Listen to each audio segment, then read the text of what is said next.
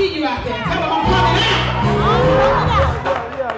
See, we got some mothers in the church that done really been through some things. Y'all don't hear me. They really been through some things. They know how it feels to go down and let your child have it. But we're coming out this morning. They know how it feels to sit in the dog and you have to light some candles because your wife got to go. They know how it is to put some water on the stove and boil warm water so their children can take a bath. Y'all ain't coming out this morning. But we got some folks that been through some things.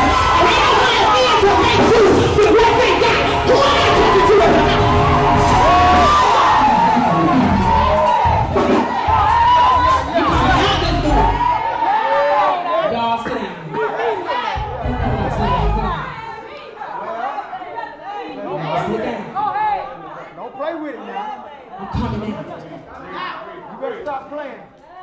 And I start to talk about we're coming out.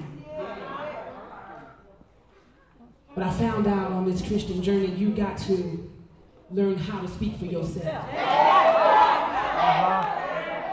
Because you'll mess around and put everybody in the boat with you, and then you'll find out you'll have 2 or 3 that really don't want to come out. They're really not sick and tired of doing what they're doing. You got some folks that like being down. They like having pity parties. They like being depressed. They like being sick down. They like being broke. Why? Because it gives them some attention. But who am I talking to this morning that is really ready to come out of some stuff that they're in? They don't like being down. You really don't like being without. You don't like having aches in your body. Ain't nobody saying nothing in the house. So I'm not talking to everybody. So I decided to preach to myself.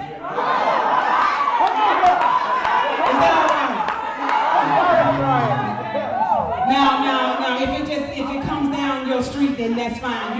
You can jump on board if I pass by you, but you know, if it don't come down your alley, then that's all right because I'm going to preach to myself this morning. I'm coming in. Look at this. Paul, most of you are familiar with Paul. Paul was a great apostle to the Gentiles, whose original name was Saul. If you study, you'll find out that Paul was also a tent maker by trade. He could build tents. He was good with his hands. Paul also had a good education. Paul was a smart man. Don't let nobody fool you. He was very intelligent, but not only was Paul smart in books and in studying, but when you begin to study about Paul, you'll find out that Paul also went to a college called Experience. Come on here now. Come on here. And my grandmother used to always tell me, experience is the best teacher. Go ahead. You got some smart folks that just they don't have common sense. Y'all gonna miss this morning. And they have never been through anything with their educated self. And so when you're in church and you get excited because you have experienced the goodness of Jesus and you have experienced some things that they have not experienced, they tend to sit there and look at you with their nose turned up. Y'all ain't got to say nothing. They begin to look at you as if they were signing you up. Why? Because they are educated, but they have no experience.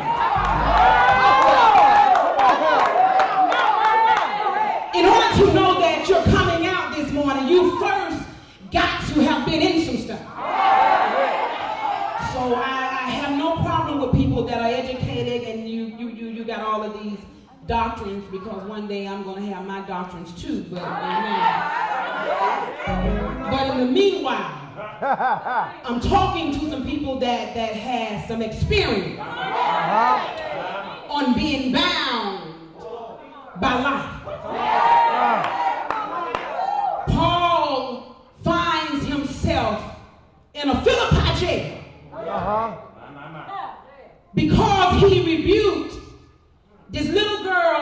that brought wealth to her masters by soothsaying. Go ahead. And this little girl began to get on Paul and Silas's nerves. And after days of following them and bothering him, he began to rebuke the spirit. Y'all ain't gonna talk to me. Go ahead. That was on this girl. And you'll find out that when you get close to God, you have no tolerance for foolishness that you used to put up with when you was in the world and you were doing what they was doing. You'll find out that's the very thing that get on your nerves when you get close to God. You don't have time for all this gossiping and put people down. You can get all down listen to something. So Paul had no tolerance for foolishness because of the experience he had had. And don't let nobody fool you. Paul grew rapidly in the Lord. He never walked with Jesus, but he knew so much about him. Oh God, I wish I had somebody. And because he knew so much about Jesus, he did not come to make friends. But you'll find out in the churches today that everybody want to partner up and become buddy-buddy. And when God begins to tell you to rebuke sin and call wrong, you can't call wrong because that's your friend.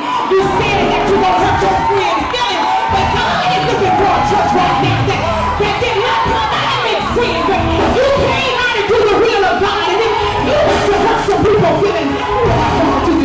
And some loved ones got to be rebuked. You made up in your mind, for God I live and for God I die. Y'all sit down. Because I got to take you to my first point. So, Paul is in jail. And before they put him in jail, the Bible said they stripped him and Silas, and they beat him. It's one thing to put somebody in jail, but it's another thing to embarrass them. Go ahead. To strip them of their clothes was to embarrass them. And you'll find out that it's the people that are right around you, some of the ones that is in your circle. Ain't nobody got to say nothing. Some of the ones that saying that they love you, those are the ones that are trying to embarrass. Go ahead now. So, it brings me to my first point. Look at verse 25. And we'll talk about three things this morning. We'll talk about the plan, the power, and the predicament. I'm trying to get to the predicament. Amen. But verse 25, look at it. Verse 25.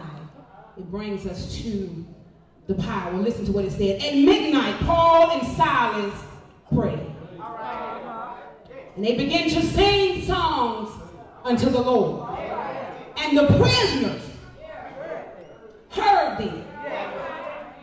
The ones that was around them, because you'll see that Paul and Silas was in the inner part of the prison. Oh, don't get mad because your mess is in the middle.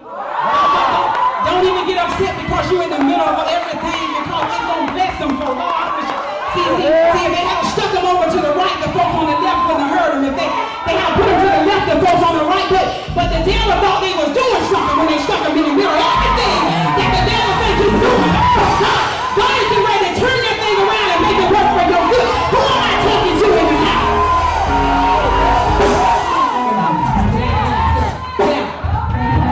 Y'all stop playing. 25 brings us to the plan. Some people will say, where do you see the plan? Look at this, look at this.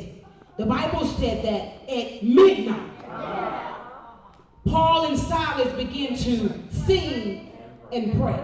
What was the plan? The plan was